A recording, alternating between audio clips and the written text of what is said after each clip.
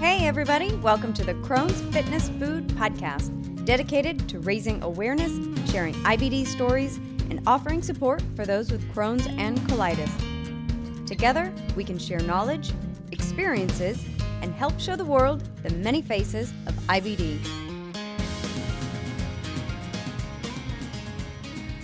Well, hi everyone. Thank you for joining me today for another episode of the Crohn's Fitness Food Podcast. I'm your host, Stephanie Gish, Crohn's warrior since 2006 and lifelong fitness fanatic. My guest today is Kristen Furey, whose first Crohn's symptoms began when she was just 12 years old. She had her first surgery at age 19 and is now, at age 25, focused on raising awareness for IBD and ostomy patients. She's here to share her journey with Crohn's, tips and tricks for managing flares, and how she balances life with IBD. Thank you so much for joining me today, Kristen, and welcome to the show. I appreciate for you having me. I'm very excited, and this is my second podcast, so I'm excited to see what I should expect. Oh, fantastic! And I've listened to your other podcasts, so I will grab those. You did those with 11 Health, and we'll get into talking about that a little bit later. But I will include those in the show notes just so that if other people want to listen to those, a little bit different topics, still about IBD, but I'll plug those into the show notes. That would be great. Thank you. Of course. So, as my listeners know, I like to start off with our guests' IBD stories. So, why don't you jump in and share your Crohn's story, a little bit about when your first symptoms began and how you got your diagnosis? Of course. So, starting from when I was very little, about 8 to 12, I was a soccer player. So, I was very competitive in any sports I did. I liked to be outside all the time. But one soccer game, I started to slow down, and my mom looked at me like, "What's going on?" So later, I had very severe stomach pain, and one day I had blood in my stool. So my mom's like, "Something's going on." She took me to a doctor, and they diagnosed me with celiac at 12. So I spent almost a year on a wheat-free diet, and that was very hard because I was already little. And then later, after many tests at a young age, they diagnosed me with Crohn's. So it's really hard to remember what the flare was because I didn't know it was a flare. It was more like I didn't feel good, but I just remember stomach pain. I couldn't do the things I wanted to do, like play outside, and it just was more of laying around. And how long did it take to get the diagnosis from the time that your parents first started taking you to the doctors to actually find out that, yes, it is Crohn's?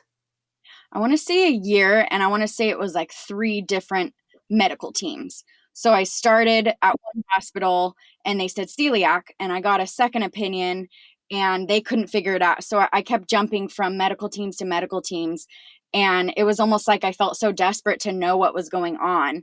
And then going on those diets was just torture. They didn't have anything that was like today, wheat-free option. I remember the one thing they had was the wheat-free pasta, so I could at least do that. But I just didn't want to eat at all.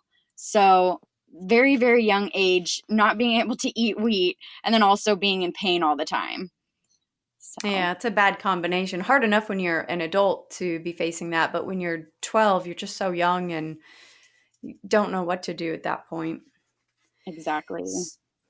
So what happened next? Once you got the official diagnosis, it's kind of been a rocky journey since then, from what it sounds like. So tell me a little bit about how you grew up and went through your teenage years when you had your first surgery, and kind of let's get into some of those parts of the story. Okay. So after they finally found my diagnosis, I had the colonoscopies. They started with Pentasa, I believe, was one of my first medications. I did not like taking pills, so I was not the best patient. I did take some of the medication, but they ended up just putting me on steroids at a young age. So, come high school years, I vaguely remember 10th grade, but I had that moon face. So, they got to the point where none of the medications were putting me in the spot where the doctors really wanted me. They didn't want me to get any more sick, so they put me on prednisone. Um, I went through high school missing so many days of school. I still graduated in 12th in my class, but I was never around. Everyone always wondered where I was. I had a bathroom pass that I could leave the classroom anytime I wanted to go sit in the bathroom for an hour and cry. So it was very difficult. But as I came to find different passions, it helped me get through school. So I was a actor in Mm-hmm. plays in high school. So that was a lot of fun. So even though I was this frail 70-pound, pale um, high schooler, I was still in every single play. And even though I missed schools, my drama teacher was so understanding. So I graduated high school, and that wasn't going to stop me from going on to college. So I turned 18 and I got accepted to Cal State Fullerton in California. And I moved from Northern California to Southern California. My uncle works in doing research for IBD, and he had met a Wow. doctor. Yes, so it's amazing. He's was a professor at Duke in North Carolina as well. So he met this doctor. Her name was Dr. Dubinsky, and she happened to work at Cedar Sinai in Southern California. So that's the first doctor I went to see. Just another doctor. I felt so frustrated having to see someone new, but since I moved, I had to find a new medical team. So she took one look at me and she's like, "There's something seriously wrong. We're putting you into surgery."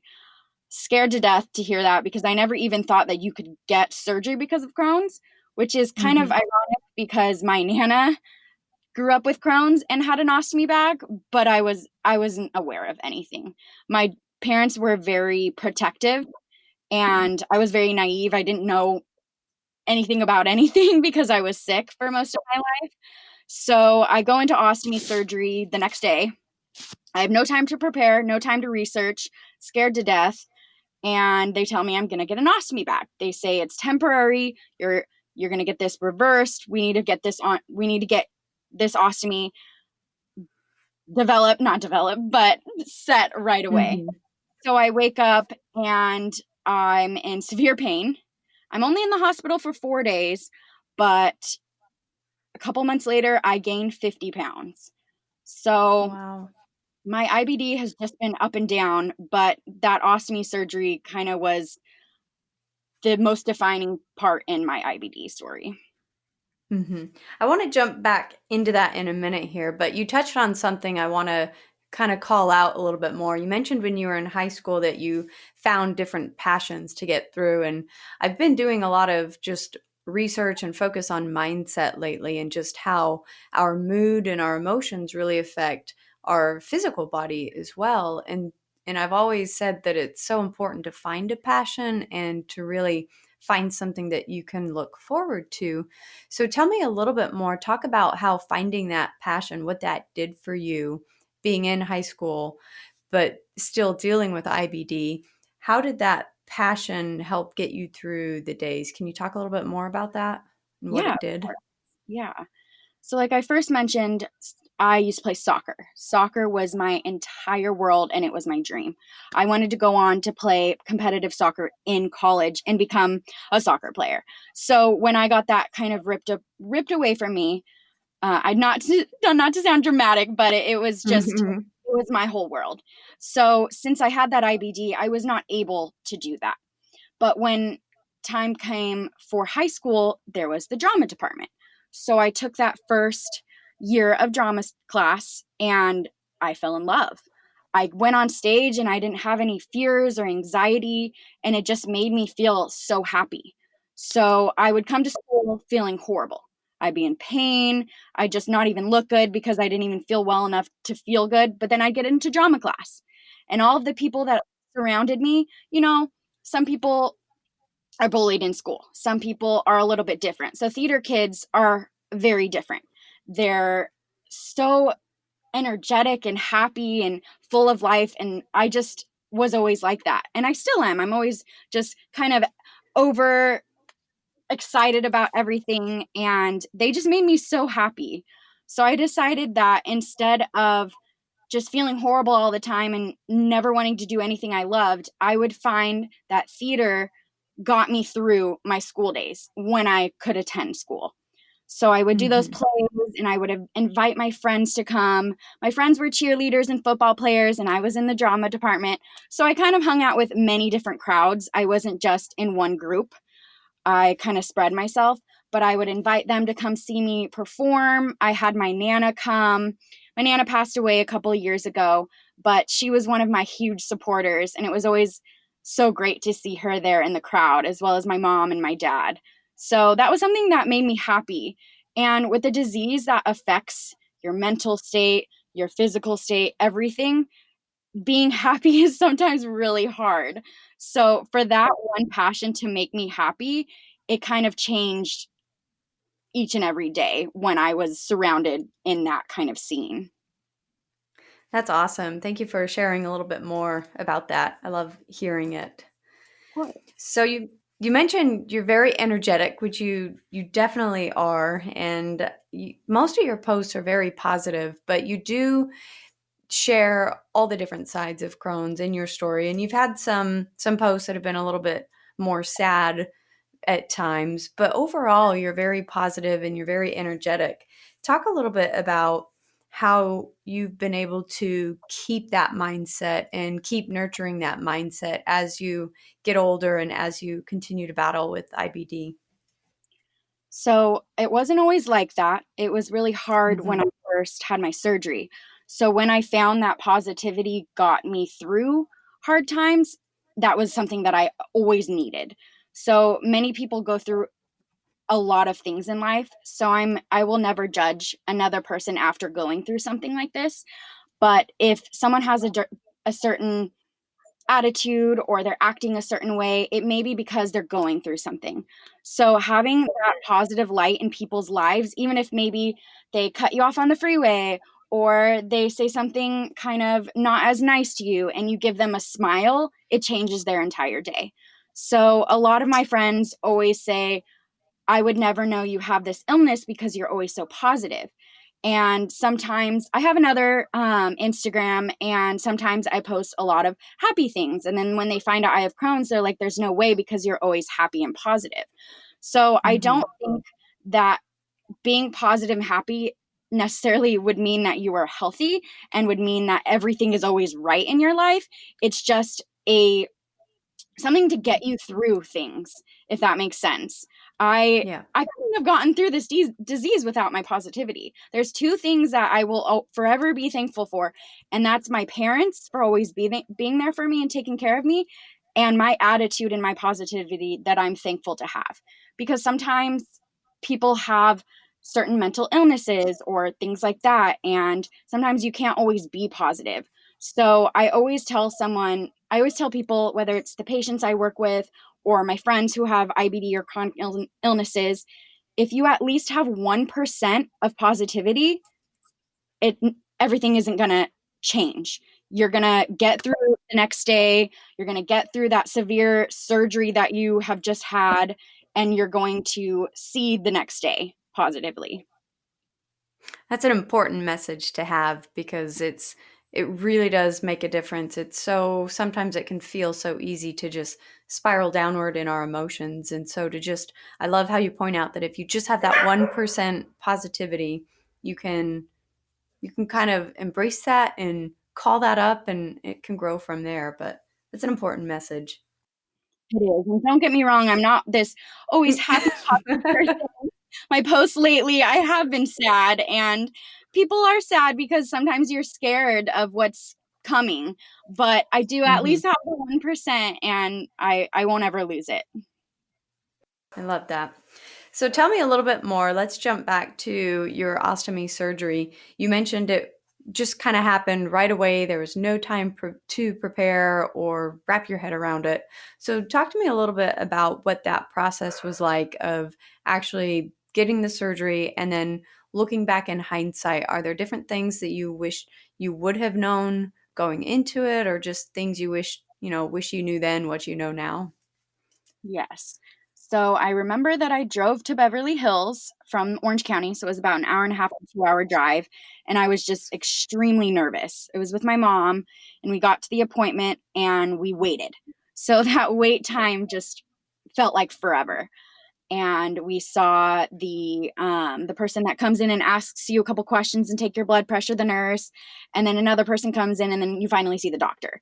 And she gives me the news of the surgery, and I'm just shocked. So in that time, I would have loved to do my research. I would have loved to know more about stomacite and to know about how to put the bag on, or how to know different issues that you can have from the ostomy, like you can get a blockage or things like that. So I wish I could have went and watched those YouTube videos, or found different Instagrams of people going through this in order to prepare myself. I didn't have any of Mhm. that. So then I felt so lost when I woke up. What helped you recover through that process? Were there any nurses or healthcare professionals that helped you through that recovery, or was it just this learning process for you and your family to figure those things out once you woke up and it's like it's done? Then what? Then where do you go? So when I went home, I don't remember the nurse really showing me how to change the bag. So I had home health come. Did not, unfortunately, have a good experience with home health. So I felt completely lost. I went to the Mhm. WOCN department at Cedar Sinai and saw a couple of nurses. And I had one nurse tell me that she had a phone number of a patient that was willing to give out her information. And I was like, oh, okay. So I wrote down her name and her phone number, and I never called. I was so nervous. Not never, but I didn't call at that moment. A couple months went by, and I sent a text message, and I was so nervous because I didn't want anybody to know. I didn't want to talk about it because it was just awful. I had this bag on my stomach. I didn't want to accept it. So she ended up messaging me a couple weeks later, apologizing, saying that she was in surgery. And she said that she would love to meet up with me. She lived 30 minutes from me, took me to dinner, and just talked with me. And it was like I didn't feel alone anymore, and I never thought Wow. that that feeling would ever come. And this person I will forever be thankful for. She is my person I call at 3 a.m. with a symptom I've never had, saying, "What is going on? I don't know what to do." Still to this day. I've had my ostomy for 6 years and my Crohn's for 12. And there she is answering my phone calls, ready to help at any moment. So without her, that I really don't know what I would have done. But she was my little angel that I met from the beginning, and we've stayed in touch even until this day. That is awesome. What an amazing story to just have that support right there when you needed it most. That's really incredible. Tell me a little bit. You mentioned in one of your posts that you had suffered some PTSD from your medical trauma. Is that something that you are wanting or willing to open up and talk a little bit more about? I think you shared a little bit in some of your Instagram stories. Was that after this ostomy or one of your other surgeries that you had since then? So this was after one of my surgeries. It wasn't my ostomy surgery, but it was my flap surgery for what they call a Barbie butt, which I learned recently. Um, Mhm. but so I had the initial total colectomy, and they sewed up my bottom because I had perianal disease. So after they sewed that up, I went home. I did exactly what the surgeon said. He said, no driving for this amount of weeks, sit for this amount of time. And I was completely listened to all the directions. A couple of weeks later, my bottom ripped apart. I was Mm. so discouraged. I had gone through so much pain. Many patients who've had this bottom surgery will know what I'm talking about when they hear about a bottom ripping open from this major surgery. So I go Mhm. back into surgery, and we bring in a plastic surgeon because they need to do a flap surgery. So I'm not sure the full name of it, but they took a piece of skin from my butt cheek, and then they used that to cover up the perianal disease where it had ripped apart. In that surgery, I was not really told how long that recovery really would be. I was in one of those beds that was special for this kind of surgery. You have to lay on your back. I would explain it kind of like a water bed, but it's a lot harder, Mm-hmm. and they don't let you move the position. So you're in Mm-hmm. that bed in the hospital. I believe it was about 3.5 weeks in the hospital. And I look at my surgeon and I say, "You promised me that I would be going back to school. This is the only reason why I had said I would go through this surgery." And he's like, "There wasn't anything that we could do. I'm going to have to send you to a recovery home." So after those long 3 weeks of me being patient and me feeling positive and severe pain, I don't remember most of it. I was on so many pain meds. They send me to the recovery home, even further away from home. I don't see any of my friends. My mom can't spend the night with me. I see her after work a couple hours, maybe 2 times a week, and I just become like severely scared. I don't know what to do. I cry every night. I feel like my whole room is just closing in on me, and I feel like I can't even breathe. So feeling now, every time I have to go back in the hospital, it comes back. If I don't have my mom or dad there with me, I can go about a couple hours without them, knowing that they're just going to be going on a walk. I I have this huge, I don't even know what to call it, but it's like, Mm-hmm. even thinking about it right now, I'm shaking a little bit Mm-hmm. because it's this fear that you're never going to get out. So Mm-hmm. maybe those who have been in prison where they're in a cell, not knowing what to expect, what's going to happen, it's something kind of what I experienced. So I'm in that recovery home about a month, and then I start to relearn how to walk and I pass out. So it's just like so many horrible things happened in that place. I did have one person that was my neighbor that would come in and visit me, and that did Mm-hmm. help me. That made me feel like I wasn't going to die in there, but I Yeah. still felt like I was never going to get out of there. I was scared to death. Like I said, I just cried all the time, and I couldn't move. So that kind And of was. what helped you cope? Was it mostly your neighbor that was your support system that was able to help get you through that? Are there different things that you were able to do to help make it through that time? So my neighbor, yes, she was able to get out of bed like 10 to 20 minutes a day. She was in a car accident when she was very little, so she was in a wheelchair, but she had the same surgeon as I did. So we had similar surgeries, but her recovery was a lot different than mine. She was able to get up and go around in her wheelchair. So she chose to come see me instead of going outside Mhm. or going in the room where you can go do arts and crafts and stuff like that. So, yes, I would say she was one of the people who really helped me get through. She had friends come and they would come in my room instead of just going and hanging out with her friends like she could have, she Yeah. probably could have, but she brought them to me and we would play games. The only thing is, as soon as she left, I felt that much worse. So my mom came as well. I had my grandparents come once, and I did have one friend come. But those were, knowing that they were coming, that was my mentality. I said, okay, so they're coming tomorrow. Today I'm going to do this. I'm very, I'm not a control freak, but I'm very focused. So if I'm having anxiety, I have to sit there and think about it. Okay, so if I do X, Y, and Z, this is going to get better. I don't need to worry about this because it's not going to really happen. So I talk myself into that mindset. So knowing they were coming to see me, that was kind of good until they left. And then it was kind of Mhm. another kind of hard time to get through. But if I didn't have that neighbor, like I said, I don't know where I would be. Sounds like an amazing neighbor to be there and just supporting you through that. How long were you in the recovery home? I want to say about a month. Mhm. And I had the surgeon come back to remove the drains and the staples, but every time he came, it was another reason to not take the drain out. So taking the drain out wasn't fun. It was severely painful, but having it in was even more painful. So I had the Yeah. pain from the bottom, but then I had these drains in my butt cheek, and then also by my hips. So he would say if there wasn't a lot of drainage, he would take the drain out. So he'd say, okay, I'm coming next week. So he'd come, he'd look at the drain, and he'd say, oh no, I'm not taking it out. And I would just sit there and cry and say, you promised me, like, please don't promise me this. And he'd just leave. And then I'd wait for him to come back, and he'd say again, I can't take the drain out. There's still drainage.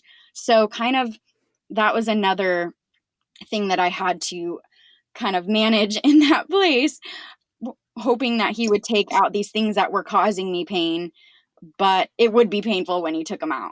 So after he had come back to take them out and he took the staples out, then I could start walking. I couldn't leave until I was able to walk on my own. So that was a whole another struggle. Wow. Well, that is definitely a heck of a journey to have to go through. And I really do want to say thank you for being willing to share that and open up and talk about it, because I know I've heard from so many people who have reached out to me and said that when they get their Crohn's diagnosis or when they go through the different things, that they do feel so alone. And I know that just hearing the stories of what other people are going through, whether it's the same thing, a similar thing, or not the same thing, it really does make a difference for people to be able to hear that and connect with someone and have that story resonate. So thank you for sharing that. I really do mean it. Yeah, no problem.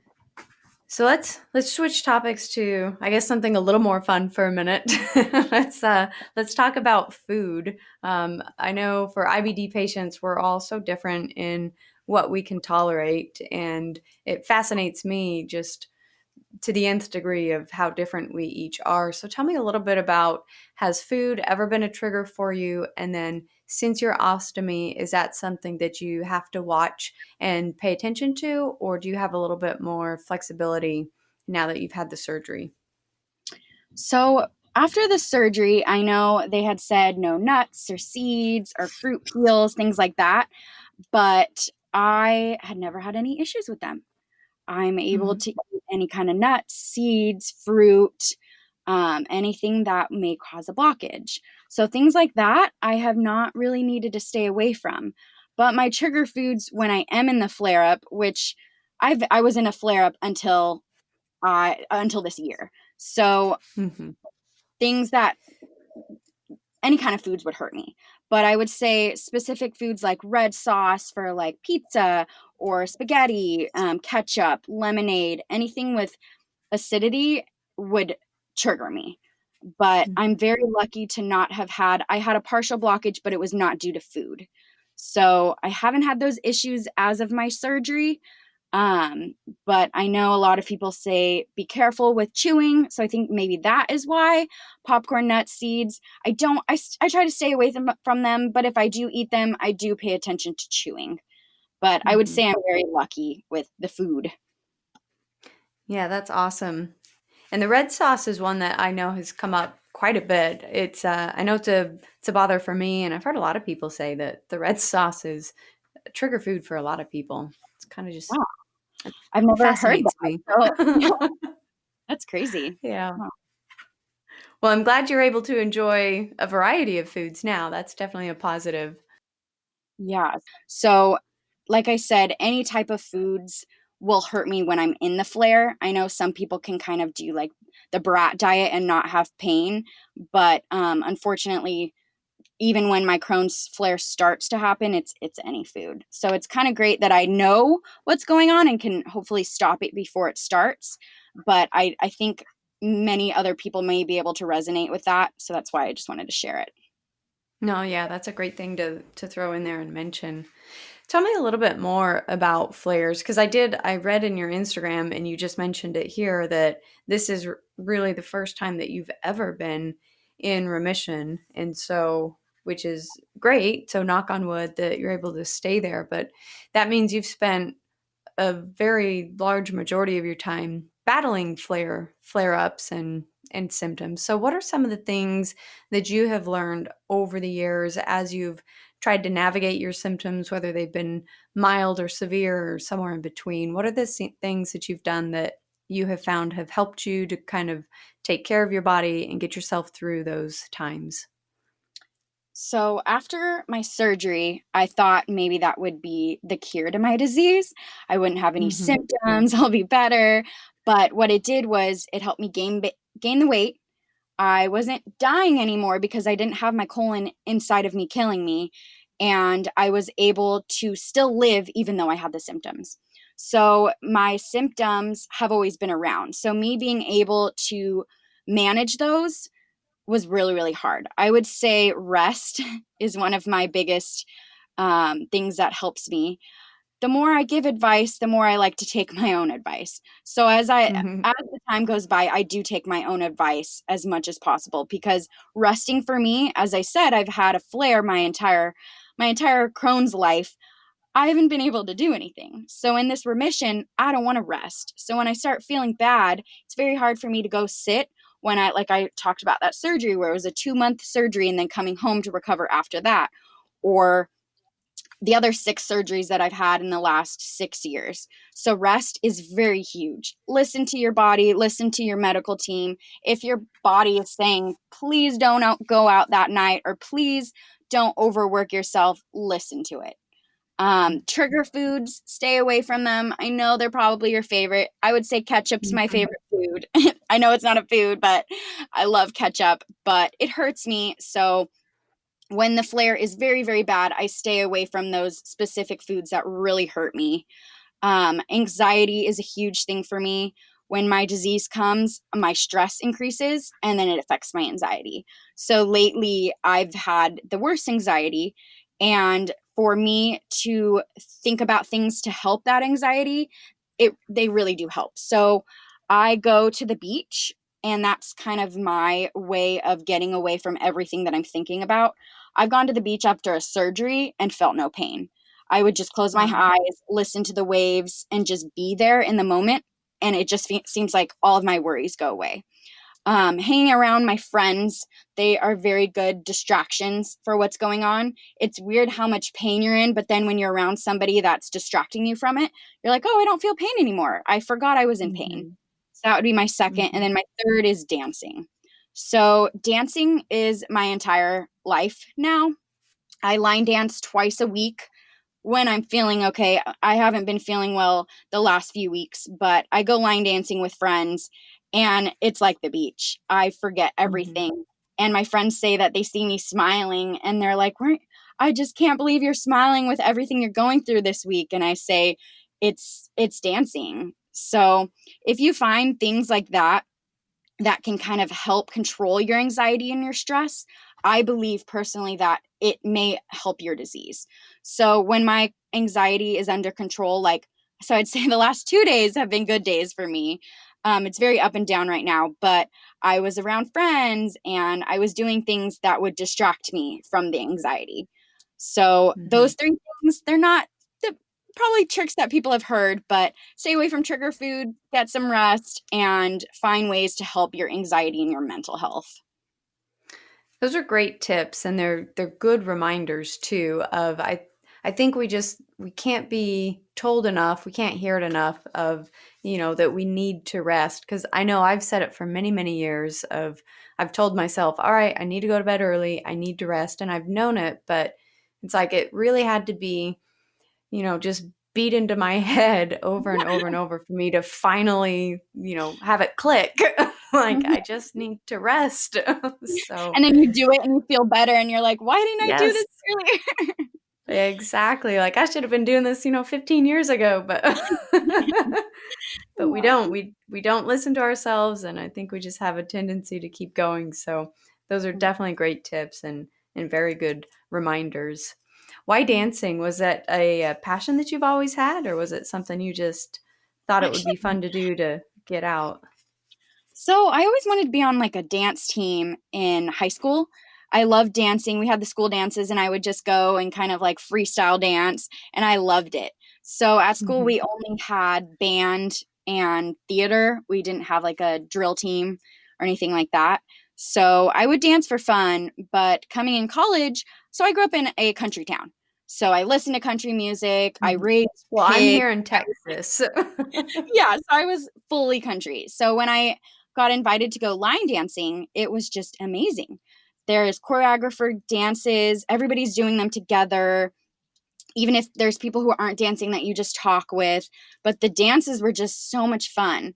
And even though they were during the week, I wasn't working at the time. So I would go to class during the day and I would go dancing at night.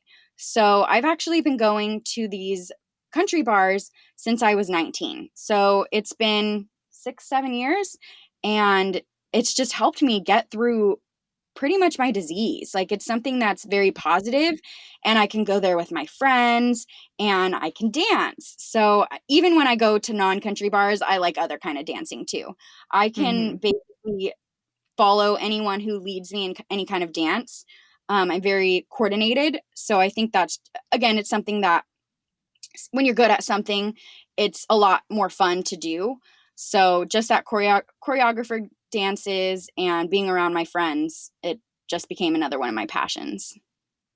Yeah, that's great. I mean, it just comes right back to what you said at the beginning is just having that passion, something to look forward to, a bright spot in the day, and to really help you get through some of those tough times. Exactly. So let's talk about some of the advocacy work that you're doing, because over this past year, you've really become a big advocate for IBD. You are the very first patient coach. So I want you to talk about that and kind of what you're doing. But to start, kind of as we kick off this advocacy section, why don't you first tell me what what kind of compelled you to start sharing your story, and then talk about how you heard about 11 Health, and then how the whole patient coaches developed from there. Okay. So I didn't start sharing my story until I started as a patient coach. Hmm. So I think I'll start more at 11 Health because I wasn't really compelled to share my story or be an advocate until I worked for the company. So Okay. that little angel comes back into play, the one that I got the phone number and met up with. She had told me about a study that was going on. So a company was trying to help eliminate skin issues around the stoma. So she said they would just need to take a picture of the stoma and I would get a gift card, and it would be help to other ostomy patients. So Hmm. I was scared to death because I wouldn't even let anybody see the actual bag, let alone the stoma. I think it was just my mom and dad and a couple friends who came to visit me. So I go with her. This is the company she works at, 11 Health. So I go and I meet Karen, who is the head of the patient experience, and she hands me a flyer. She said, "We are having recruitment for a program that we'd like to start. It's called the Patient Coach Program." So I get the flyer, I take the picture, and I meet everybody. They're so kind. And then I kind of go home. And I look at the flyer and I'm like, I don't want to talk about my ostomy to other people. Like, I don't want to do that. So I Hmm. kind of put it away in a drawer, continue at in and out. And I was in college at the time. And a couple of I would say like 2 months later, I pulled the flyer back out and I say, you know what? Like, why not? Why not at least call to hear more about it? So I call and I have a phone interview and they want me to start. And I'm excited. It's a paid job. It's a job role. It's a couple hours a week. I get to work from home. In and out was very hard on me because I was always on my feet. So I ended up leaving In and Out to start at 11 Health. So I go in one day and they say, you know what, we want you in the office 3 times a week. So it was kind of a fast process. I started Hmm. from working from home just a little bit and then in the office 3 days a week. And the patient coach program was born. So 11 Health is a company that has a smart ostomy technology bag. And then they also have a patient coach program where they support their patients, and then a nurse program. So before all of that, they just had a medical device. It was a sensor that would go on the bag, and that was the main thing.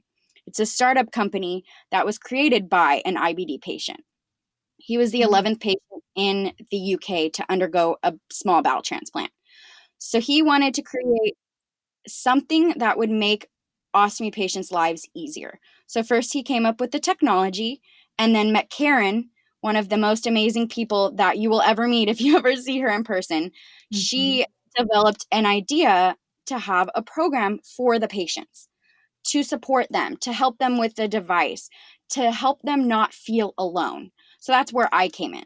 I kind of supported all of the patients. So there was about 50 patients on that had this sensor. So I would call them. Some people wouldn't answer, some people weren't interested, but I would never stop until I got to them. So I'm one of those people, even at work helping to train the PCs, I will get into every single person's life and know about them. I am so determined to know who they are so I can better know them. Once you know somebody, then you can support in them and you can be there for them. You don't to better manage or train people if you know about them on like more a little bit of a personal level. It really Mm-hmm. helps kind of to have a good relationship with them. So I got into these patients and they were just so amazed that I was there to call them just to see how they were doing. It wasn't a scam. We weren't there to sell Mm-hmm. them something.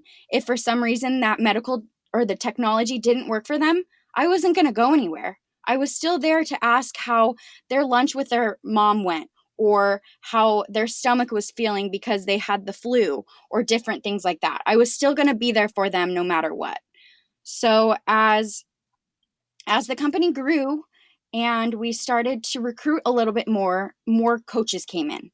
So I kind of developed the position, of course, with the help of Karen. This is her whole world. This program and this company, she has developed and grown so greatly. I just feel so thankful for working under her. So we started to recruit those patient coaches. I helped train and let them know the process of how it would be like to work with patients. So we now have developed a training process. So from that first day that I became a coach until now, I think I have wanted to kind of become an advocate because of meeting them. So I got Mm-hmm. to learn hands on what it was like to support someone before even sharing my story on social media or something like that. So feeling that feeling when you support someone and they tell Yeah. you that they didn't know what they would do without you, it was just amazing. It still didn't mean that I was going to be comfortable showing a picture of my bag, but it meant that I was Mm-hmm. one step closer to talking about it.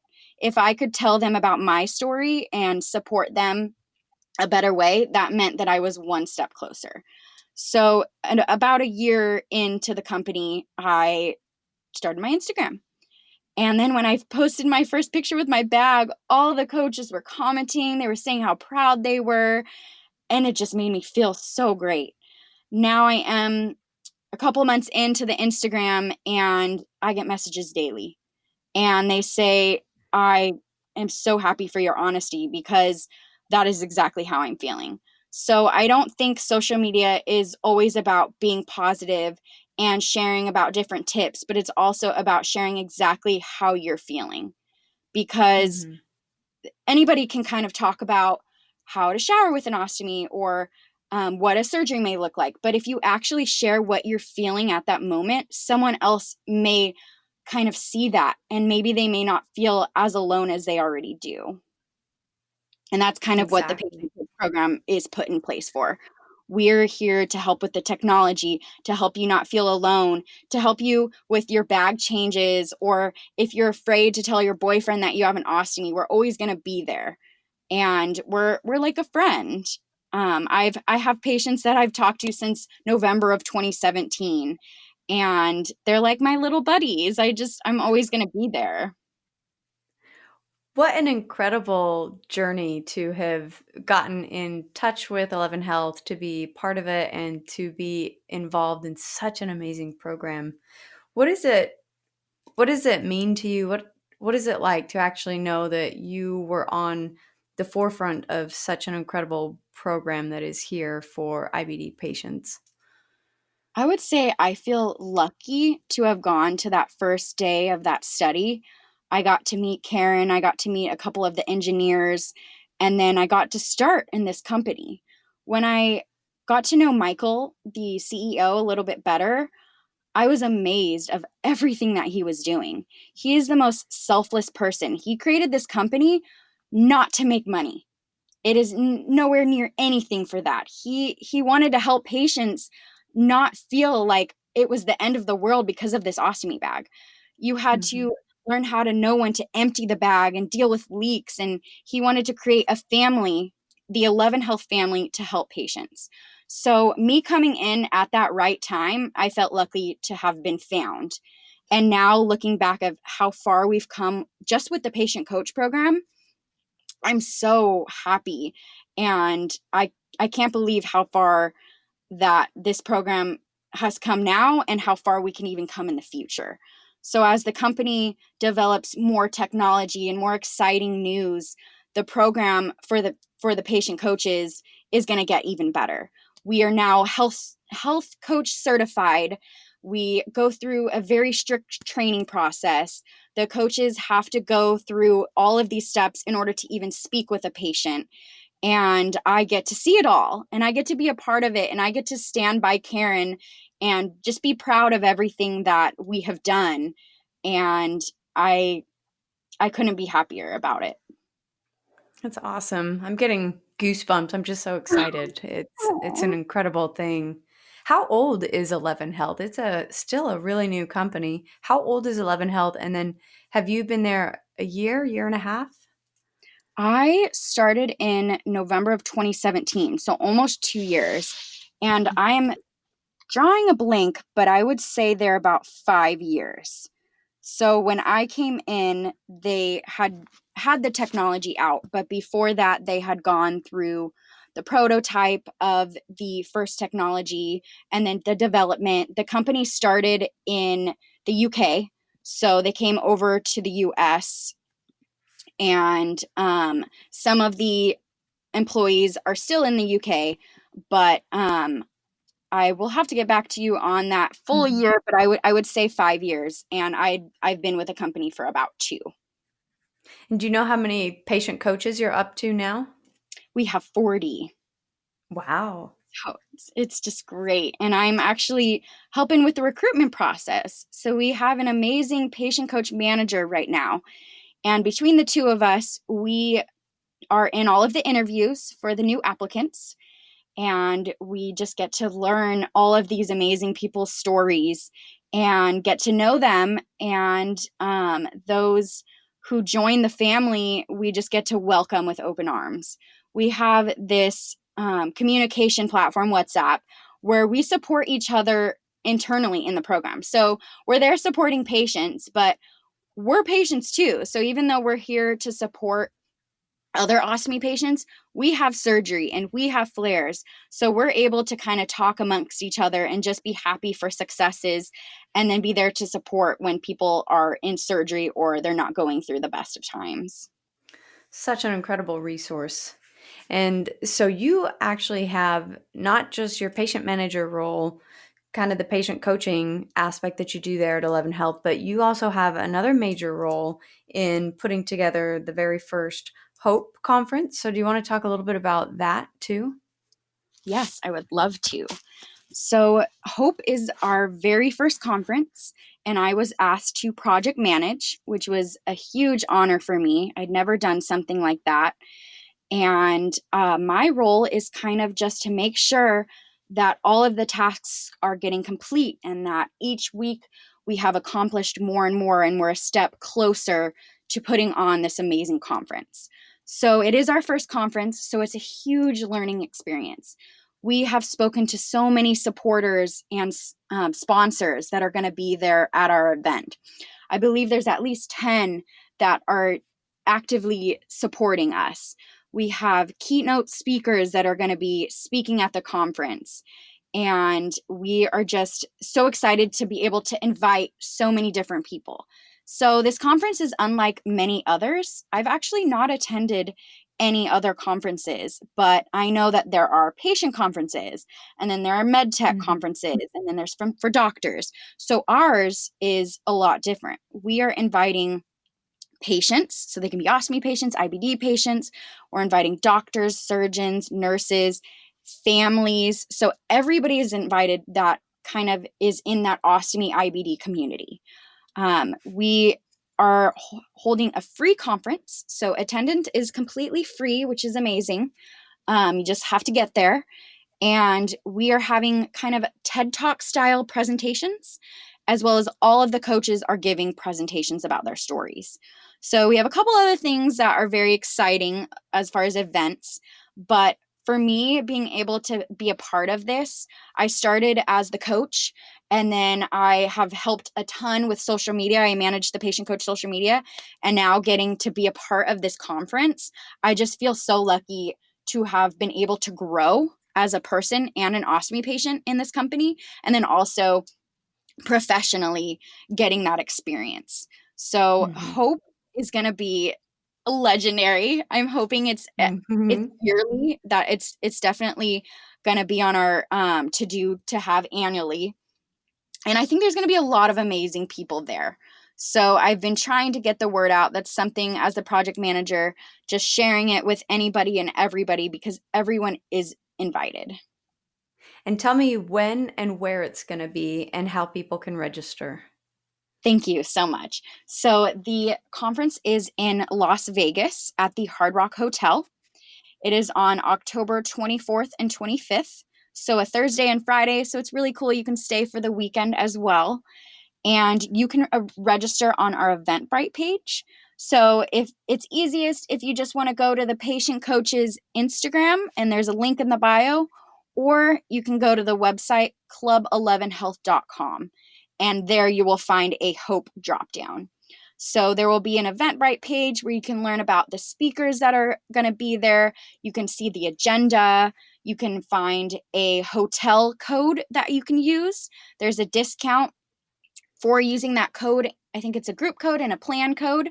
And then you can get that discount if you want to stay at the hotel. So all the information is there. And it's, even if you can't attend, we're working so hard to get it live streamed. That is on the top of my to-do list. So we're hoping if you can't attend, you can watch.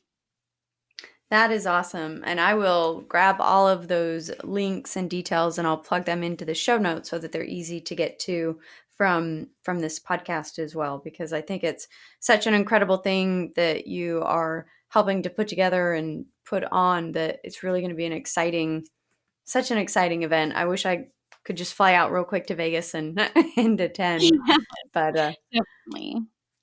I'll put it on my calendar for next year. I'm gonna hopefully get that live stream up. I want to watch it this year, and then next year I'm booking the plane ticket. Great.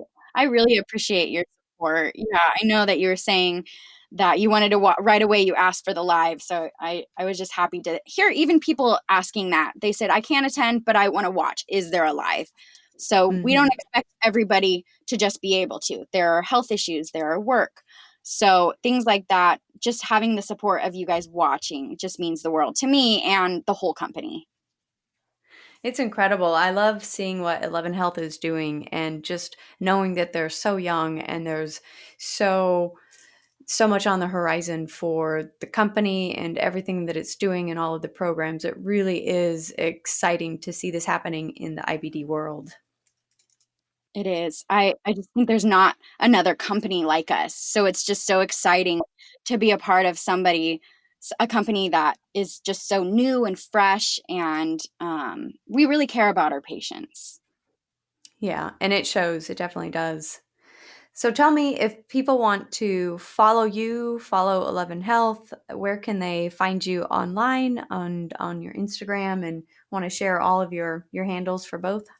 Yeah, definitely. So my health Instagram is the Fury Fighter. So my last name, Furey.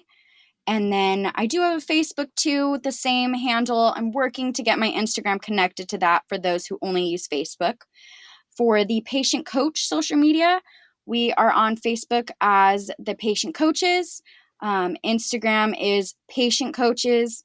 And then Twitter is the same, but it's coaches patient. So that it was kind of taken the other way. And then 11 Yeah. Health. Yeah, I know. It's a little frustrating, but we tried, and it's very similar. So for Instagram, um it is 11 Health and Tech. So 11 is 1 1. And then for Facebook, it is actually Alfred Alert, I believe. And then for Twitter, it is 11 Health and Tech as well. So we covered a lot today. We covered everything from surgery to food to advocacy. Is there anything that we did not talk about that you want to share with the audience before we wrap up? You know what? I think we went through a lot. I would just say that because of the name of the conference, hope, I would say I'm Mhm. an example of having hope. You go through so many things in your life with IBD. You have surgeries and you have pain and you're just chronically ill. But my story is one to think about if you will ever be better. So I was diagnosed at 20. I'm 25 at 12. I'm 25 now. And my whole life I had flares. This past year, I found a medication, Cimzia, that got me out of the flare. So I'm kind of that amazing success story that I hope you guys think about when you're feeling like you can't get through that day, or you're not going to wake up from the surgery feeling better, or you're having kind of those thoughts that aren't as positive as you'd like. I hope that my story shows that there is hope for the future, because if I did not have this 1 year of remission, I think I would feel a little less discouraged as I do now. I have so much encouragement and I have so much more positivity because I know that there is a light at the end of the tunnel. You're not always going to be sick. There's always going to be a day that's easier than the worst day that you just had. I love that message, and that is a wonderful way to end this podcast. And so, thank you so much, Kristen, for coming on and choosing to share your journey with us, and for all of the support that you're giving to the IBD community. Yeah, I want to thank you for inviting me, and I hope this story can reach as many people as possible and help them feel less alone. That's one of my main goals. Thank you for listening to the Crohn's Fitness Food Podcast. I hope you enjoyed this episode. If you have an IBD story, either as a patient or a family member, that you'd like to share as a guest on this podcast, or if you have a topic you'd like to hear about, send me an email at crohnsfitnessfood@gmail.com. If you'd like to learn more about me and my Crohn's journey, follow me on Instagram using @crohnsfitnessfood, or visit my blog for in-depth articles about my struggles and victories with Crohn's through diet, fitness, and lifestyle at www.crohnsfitnessfood.com. And finally, remember, be strong, be grateful, and be the warrior that you are.